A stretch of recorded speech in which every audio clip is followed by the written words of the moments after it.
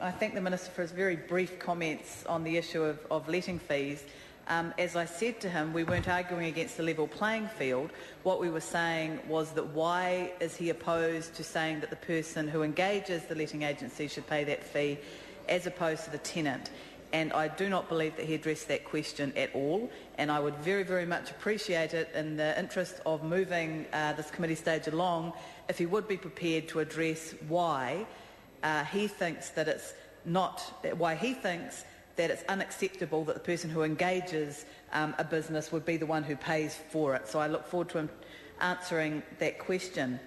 I want to pick up on my SOP that was alluded to by my colleague Sue Moroney, which is around major events and what happens to tenants during those major events.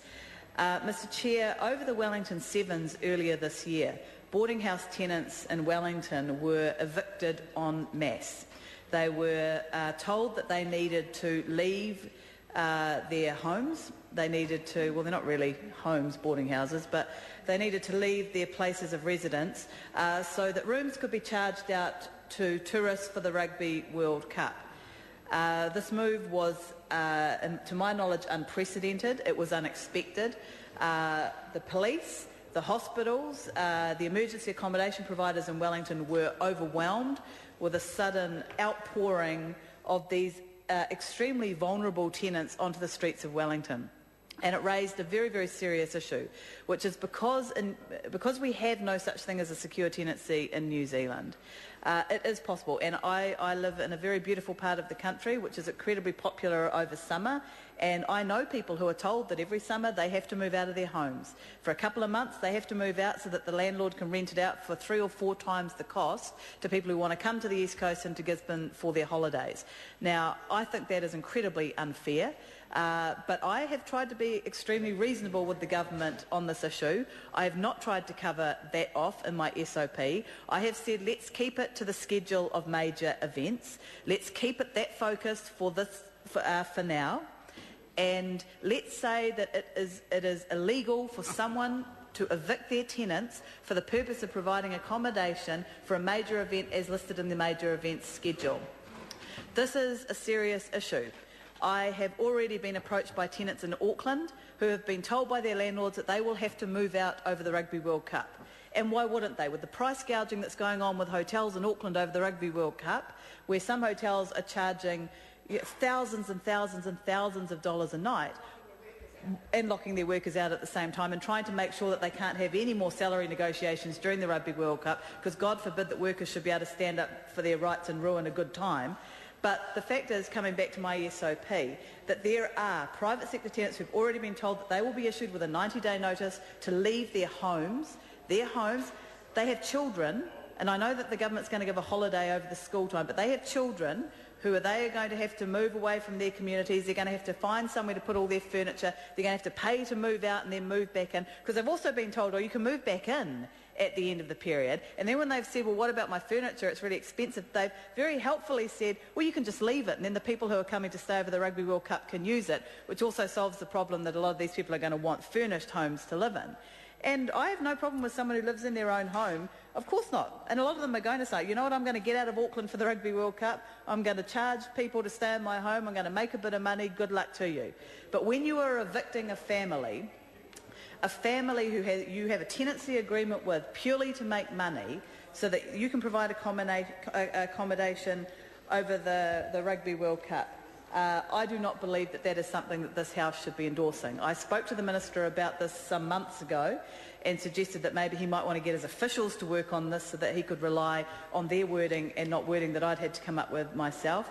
The Minister, I asked him in Select Committee the other week whether or not he'd support it. He hasn't told me yet. I sincerely hope the government will support this SOP and make it quite clear, because the other thing is that boarding house tenants have also been told that they need to get out over the Rugby World Cup. So that's people living in boarding houses and people living in short-stay motels have all been told, yes, you need to get out over the Rugby World Cup as well, which provides two problems. I mean, there's the moral argument that that's just wrong, that people should be kicked out of their homes so that someone can make a huge packet of money providing accommodation over the Rugby World Cup.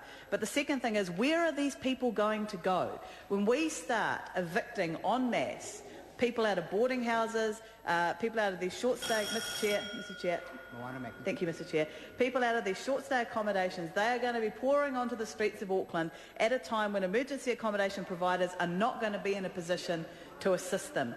I think that this is an issue that the Minister could grab with two hands and say, yes, we are going to deal to this, we are going to draw a line in the sand and say that this practice is not okay. And I sincerely hope, I haven't had any indication from the Minister either way as to whether or not he'll support this, I sincerely hope that he will, Mr Chair. Now, I want to come on to two other SOPs in my name that relate to representation at the Tenancy Tribunal. And we've put up two amendments to this because there are two issues going on. The first is that currently, when a tenant wants to go to the Tenancy Tribunal, they have to, the monetary value of what is in question has to be at least $3,000 in order for them to be able to take in a representative with them. Now, Labor, under the Residential Tenancies Amendment Bill that we put up, got rid of that altogether and said that tenants were allowed to have representation at the Tenancy Tribunal.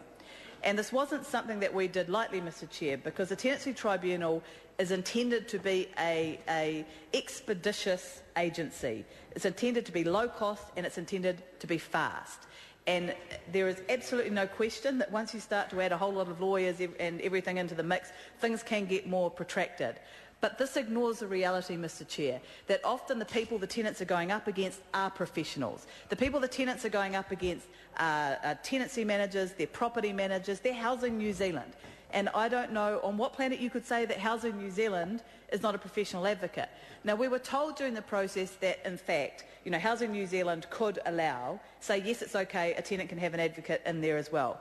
But that doesn't happen. And Labor thinks that it should be clear that a tenant has a right to have representation. We're talking about people who have English as a second language often. We're talking about people who are sometimes illiterate and not able to read the documents in front of them necessarily. We're talking about people who are simply unfamiliar with a tribunal process such as the one in the Tenancy Tribunal. We're talking about people who can be overwhelmed by it.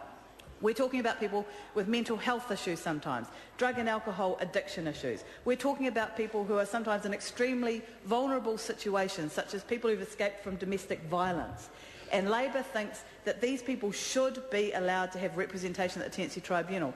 Indeed, Mr Chair, it may actually speed the process up, because sometimes tenants go in and they don't know what their rights are, so they argue everything under the sun. And sometimes having an advocate there focusing them and saying, no, this is where your strongest argument lies, the rest of it, forget about it because you're not covered by law on that, can actually help that process. So I have two SOPs in my name, Mr Chair. One is to reduce that monetary threshold from $6,000, because the government has lifted it from $3,000 up to $6,000, to take that down to $100. But the more important one is to actually get rid of that altogether and say that there should not be a prohibition on representation at the Tenancy Tribunal. So we've kind of tried to put up two things. If the government says, no, we do want representation, that's fine. Let's reduce that monetary threshold down to $100. Because I can tell you now, Mr Chair, people who live in boarding houses don't have $6,000 worth of stuff. They don't. They might have $100, they might have $200. They don't have $3,000 worth of stuff. So their entire life could be being thrown out by a boarding house landlord, their entire life. And the fact that their entire life only amounts to $250, according to this minister and this government, means that they should not have the representation to help them fight that, even though it's everything they own, every single thing they own. Now, $6,000 might not seem like a lot of money to some members of this House, but I can tell you, to boarding house tenants, it is far more money than they would ever hope to see or ever hope to own.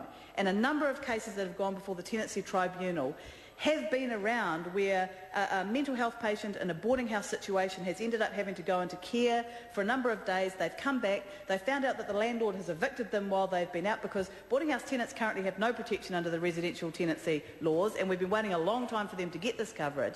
They come back, they find out that all their stuff has been chucked away. They want to go to the Tenancy Tribunal, but their stuff isn't worth enough to trigger them being able to take some help into the tribunal. Well, I don't think that's fair, Mr Chair, and I don't think that most members of this House would think that that is fair. So I urge the Government to support these two SOPs. I urge the Minister